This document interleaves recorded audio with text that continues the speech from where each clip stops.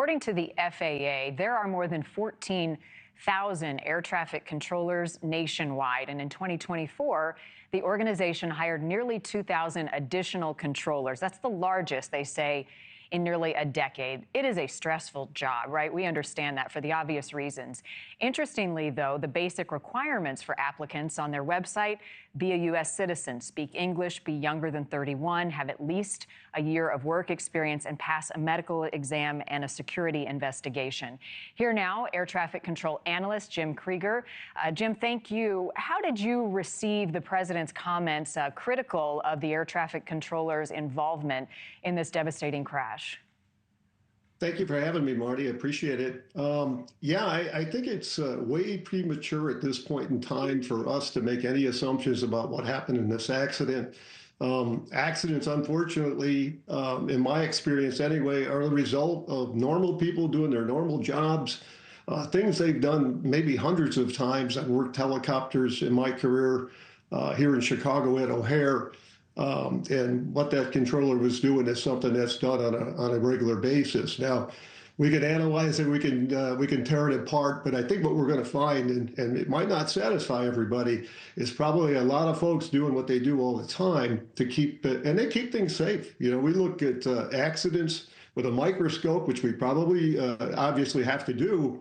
But you got to wonder sometimes, why do controllers get things right so often, and pilots? We spend very little time looking into that, and I think our efforts would be best served at some point in time after we figure this out to see why people get things right so often. Right. Flying is safe. The odds of dying in a plane crash, 1 in 13 million. It's safer than driving in a car, which is something we do every day. But we've got to ask the tough questions. One of the things, Jim, that has come up in all of this is that there was one air traffic controller working 2 different tower positions at the same time. Is that rare? Is that something that would compromise safety? It certainly opens up the door to speculation now for an eternity, because we will never know the answer of whether or not another controller would have handled the situation any differently than the one that was involved. So now we're going to have that debate for the rest of our lives. It's very possible another controller could have been working the helicopter frequency only, and either caught the Black Hawk helicopter in an early amount of time, or didn't. Maybe perhaps it would have ended up the same way. So we're never going to know the answer to that. In general, when it's busy, we do try to keep positions split. You don't always have the personnel and staffing able to be able to do that, however. When you look at the qualifications, and we just had them up on the screen, they're pretty basic for air traffic controllers, but what does the training look like? And just talk to us about the stresses of that job. It's one on the list of jobs that I don't know that I'd ever want to have. Actually, I think to most air traffic controllers, if not all of them, they would tell you it's not very stressful to them at all. It may have its moments, but it's very organized. To the untrained eye, people look at it and they think, wow, this is a really chaotic situation. It is not to them. They do a great job. As far as qualifications are concerned, one of the best controllers I know, a good friend of mine, he jokes sometimes that he barely made it out of high school. I think they have to have a passion, obviously, for aviation is one of the best qualifications, passion for safety as well. I've seen short order cooks do a great job. Why? Because they're used to handling multiple items at one time. Even our barista at Starbucks, that would probably be a pretty good candidate for air traffic control.